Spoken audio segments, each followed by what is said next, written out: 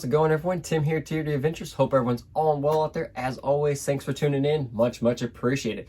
So let's continue on our little scale nap videos here. Today, we're going to talk about our Class 2 truck.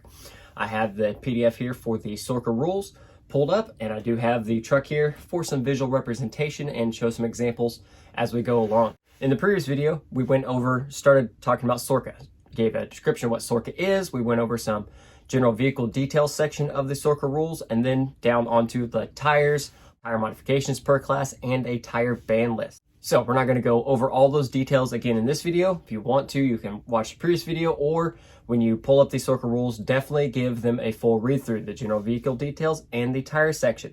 Those rules apply throughout all three classes. So definitely lots of information in there, and you do need to read all of that and make sure you're good. Moving down into Class 2 here, real quick.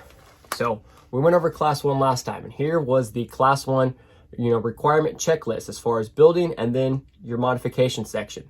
Then we go to Class 2, boom, just that little bit right there is the requirement section, and a little bit details on the modifications you can do. So rules between Class 2 and 1, significantly less. So it's Class 2, aka trail class, a stock vehicle that has been modified to become a capable trail rated rig and is not necessarily street legal. So we can start getting more aggressive with the vehicle overall. Some more body cutting, body modifications, larger tires, tire modifications, different chassis, not restricted to just a metal chassis and a flat skid. We can start bringing in angled skids, chassis of different materials, and just some more overall freedom. And obviously getting the truck the abilities to become more capable. Starting off here with the Class 2 details, for a SORRCA based comp, your gates will be a minimum of 12 inches wide. So mind your width. When you're choosing your axles or you're offsetting your wheels, your gates are a minimum of 12. So first up here on the checklist, requirement minimum height. Details, body/cage work must be at least 4.5 inches tall, including boat side. And the inside of the front tires cannot extend outside of the width of the cab at the doors. So 4.5 inches tall for your body. So how are you measuring that? That is going to be measured from the bottom of the skid to the top of the roof, not counting a roof rack or light bar in that measurement, but the top of the roof from the bottom of the skid. That is how that height is measured. And we're just simply going to leave it at that because that measurement area is an area that does cause people a lot of confusion, especially in the next section where it's talking about measuring boat sides. So simply put, from the bottom of the skid to the top of your roof, it has to be at least 4.5 inches tall. And then the next part of that requirement is the inside of the front tires cannot extend outside of the width of the cab at the doors. So that is talking about right here. The inside edge of the tire cannot extend out past the body. It has to at least be, here's my body line and my tire. My tire is at least inside the body at the doors. So good there. You can't have too aggressive offset everything. You can't have your tires sticking out past the body. That would make it Class 3. Next part here, bumper. A front bumper is required and must be mounted to the vehicle's rail chassis and must be wider than the outside of the frame rails. Chassis cross rails do not count as bumpers. So chassis cross rails are your chassis spacers. You cannot just have a chassis spacer mounted at the very edge there and count that as bumper. That does not count. It has to be wider than the frame rail here. So like my bumpers, they do bolt to the outside of the frame rail, so therefore they're obviously wider than the chassis frame rail. So they're good. Now you could mount them on the inside as long as outside of that it does extend past the bumper on both sides. So again, very minimum. Does not have to be crazy like Class 1 where it has to be full width. Only front bumpers required. Rear bumpers not required, but rear bumpers are easy scale points. Next here, chassis. You must run a full rail chassis, and the chassis, including bumpers, must be 3 inches longer than the wheelbase. This includes a chassis with a truggy rear frame. Wheelbase, right here, center hub to center hub. That is your wheelbase. And then for your chassis, you will measure from the very front, including bumpers if you have any, to the rear, including bumpers. So easy math here. Your wheelbase is 12 inches. Your chassis, including bumpers, needs to be at least 15 inches. So just double check here on my truck. I'm at 12.5 inches. So with that rule, my chassis and bumpers needs to at least be 15.5 inches long. And I am sitting at 17.5. So plenty of room there, all good and legal. Next up here, tires. 120 millimeters / 4.75 inches max tire size with a 2.2 max rim size, including spare. Tire lugs may be removed, siped, grooved, or trimmed. We're able to step it up in tire size over Class 1 from that 4.19 max to a 4.75, which is probably the general tire most of us run with on just about anything outside of scale build. Unlike Class 1, Class 1, you can pull your tires out of the bag and get them mounted up. You couldn't do anything else to the tires. Class 2, you're open to modify that tire. Take some lugs out, add some siping if need be, do a little grooving, and or trim the tires. So you have a little more freedom to do a little more tire modification if that suits your truck the best and gives it its best performance abilities.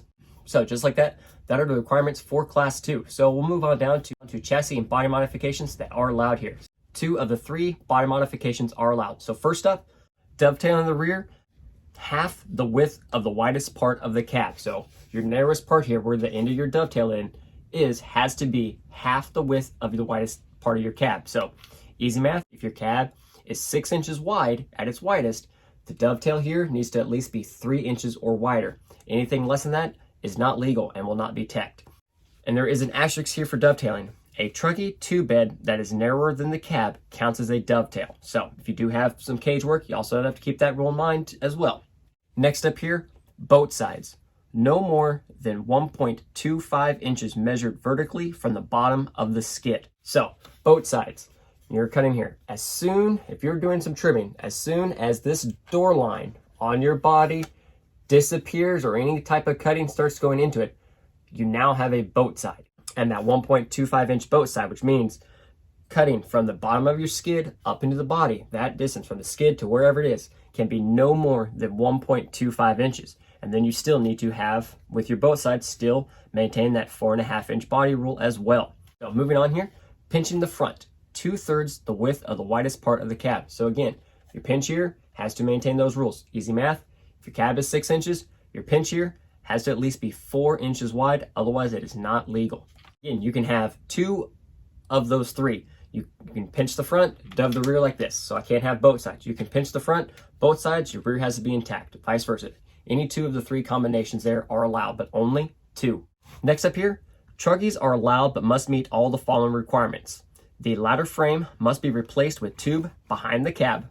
This tube must extend past the rear axle pumpkin. The bed must have a roll bar hoop and integrated shock mounts, which is a structural part of the vehicle. So again, that rule may not apply to anybody. If you have those skills, some custom Trunkie chassis are good at that. You definitely need to look at those rules and make sure you meet all of that to be legal for your Trunkie and gain those Trunkie points, because there are Trunkie points awarded in the scale point section, but it must meet all of those rules, and it has its own rules in the scale points as far as tube width and stuff like that. And the last part here, flatbeds similar to Class 1. Flatbeds that run the full length of the rail chassis are allowed. The bed must be as wide as the cab up to the point where the rear tires end, and must be at least 2/3 width of the cab at its narrowest. So behind the cab where your flatbed starts, it has to run the full width of the cab all the way back past the rear tires, and then either you can stop the bed there or start to narrow it in, and still must maintain that 2/3 width rule. So just like that, Class 2 build requirements and approved chassis and body modifications are done. That's it for Class 2. Let the building commence, basically.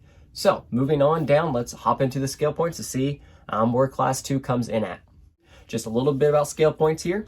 Scale points are to be awarded at 50% of the truck's total value, rounded down if necessary, for an average 10-gate course. So scale points are very, very important. You can, for Class 2 here, max is negative 50 points. So for each course I run, I'll be awarded negative 25 towards my total run for that course. So skill points are very, very important, and pointed out trucks at big competitions, especially like nationals here, is going to be needed. When you're sitting here going through the scale point section, for each item, there's a description that goes along with that item. And in that description has specific rules for that to be awarded points, like body thicknesses, drop bed heights requirements for like tube beds and flatbeds or Trunkies. There are requirements inside that description that you must follow to at least to gain points for this. So don't just start building something without making sure you're using the right materials and have the right sizes of things. Otherwise, you could put in all that work and then not be awarded any points for it. First item up is a hard body. I do have a full hard body, so I will be awarded negative 12 points for that. Next up here is a drop bed. And I cut this out and inserted my own and made sure that I was able to keep the specs there. So I am awarded -3 points for a drop bed. Custom built hard body, nothing there. Next up, inner fenders. I do have a pair of inner fenders here in the front, and they do count. I am going to redo these a little bit. I want to kind of curve them in a little bit more to help close in right here at the corner of the cab, just to make sure everything is covered up. But I am awarded -1 for the pair. Next up, for bed. 2-bed or flatbed, nothing applies there. Headache rack or roll bar, I do not have either one of those on this build here. So the next up will be section for tubers, truggies, and roll cages. I have none of these items that will apply because it is not a truggy or a tube chassis. So I'm going to skip past that and move on down here to the tube and plate accessories. And again, right here, like I was mentioning, there is a description for the tube and plate section that has measurements and widths that need to be followed to gain those points. So first up here are sliders. I do have metal sliders on both sides and they do fit the specification, so I will be awarded -3 points for those. Next up here, bumpers. I have a metal front bumper and a metal rear bumper, so -3 points for each of those. I do have a Stinger grill guard, so another -1 point there. I do not have fabricated 3D shock mounts. We do have a metal roof rack on the truck, so I'm awarded -2 points for that.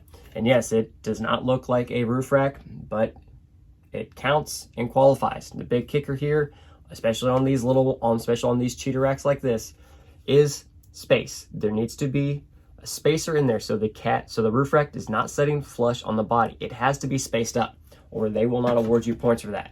Next part there, light bar. Do not have a light bar.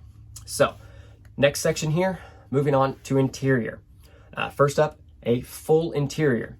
A full interior must include all of these 3D pieces: seat, dash, steering wheel, and complete floor. The interior must be deep enough for a scale figure from the knees up, and additional -2 points for handmade custom interiors. Absolutely no cutting and regluing of pre-molded Lexan styrene interiors. Example on the no cutting regluing. You cannot take like a gatekeeper interior, cut pieces out of it, and glue everything back together for handmade. That does not count. You're just simply going to get interior cover points for that. Here on the Class 2, we do have a handmade interior out of styrene. We have a bench seat in there, which will count as 2 seats. So I have the dash, I have steering wheel, I have a complete floor, and seats. For that full 3D interior for the 2 seats, I will gain -4. And then for handmade, I will gain an additional -2 points for that. Next up would be an SUV or cargo area. I do not have that. Next, for full interior drivers and passengers, I have no drivers or passengers inside there, so no points there. Next here, interior cover is interiors that do not meet the above specs for a full interior. So if it does not qualify as a full interior, it is simply counted as an interior cover. Next up here, suspension, drivetrain, and steering. First part, leaf springs. I do not have any leaf springs. Next, multiple driven axles, just 2 axles here. Next, chassis mounted servo. We do have a chassis mounted servo right here in the front, so -5 points for that. Next up here, a functioning transfer case. We do have the Team GarageHack T210 transmission in here, and that is awarded transfer case points. So for that transmission, I'm awarded -4 points. Next here, 3D engine. I do not have a 3D engine on this build, so we'll see that in Class 3. And lastly, down to the accessory section. First up are non-functionals. They are worth -1 each, and you can have a total maximum of -6.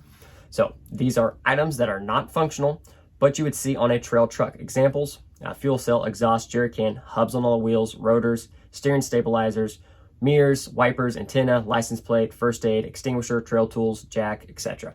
Starting off for my non-functional, I do have rotors on all 4 wheels, so there's one there. I have a shovel in here, I have an ammo can, I have a winch stick, and I have a license plate. So I have 5 of my 6, which is fine because I don't actually need all of those. So moving on to functional. -1 each unless otherwise noted. Functional items found on a trail vehicle. These are things that do function or things you could use during self-recovery during a comp, like a strap or sand ladders or a winch. Examples, tow strap, D-ring, pull pal, sand ladder, hitch, opening doors and hood, spare tire mounts, headlights, tail lights, must work at the tech table, and an electric power winch. You can gain -2 for a front winch, and then again, and another -2 for a rear winch. So we do have a front winch here, so there's 2 points. We have a Fairlead there for 3, We have sand ladders for 4. We have a toe strap for 5. We have a bungee for 6. We have D-rings for 7. And we do have a pull pallet in there for 8. So all -8 there. Last part here is a spare tire. I do not have a spare tire on this build, so no points there.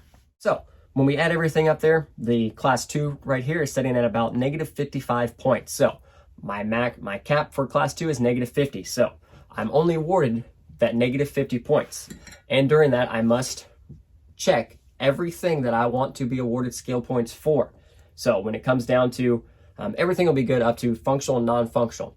From there, I will leave some items out, which is good. It gives me a little bit of leeway in case there's something that's not quite right or I might not get awarded skill points for. I have a few extra items that I can fall back onto if needed to regain those scale points and hopefully keep me at -50. So just like that, class 2 is good, just like class 1. They're at their maximum point values. And after the weekend with both class 1 and 2, I am very, very happy with the way the trucks drove and performed overall. Had an absolute blast at the Team Garage Hack event. So more to come. We'll get with all those guys again here in just a few months at Scale Nationals. That's going to wrap up our class 2 intro video here. Now later on, we'll start getting some driving videos, and then towards more closer to Scale Nationals, we'll again go over all the trucks as they set and how they will be at Scale Nationals. Class 1 and 2 at this point, we'll see minimal changes. At this point, they're perfectly fine. I need to get major drive time in and just know everything the truck can do or does and how the truck reacts in certain situations. So any comments, suggestions, anything like that, as always, put them down below. Do my best to answer every question, take any input for future videos or anything like that. If you did enjoy the video, hit that like button down below. Subscribe to the channel if you haven't already. And as always, tune in. We got plenty more to do here for Scale Nationals and squeezing some other videos in. We will be going live this upcoming Thursday. I believe we'll be probably working on the class 3 actually. It is going to see some changes real quick because I changed my mind. I want to do something and I need to work on some points. So we're going to tackle that on Thursday night. So if you got nothing going on, 7 o'clock Central, come hang out for a little bit. So as always, until next time, everyone have a great one and crawl on.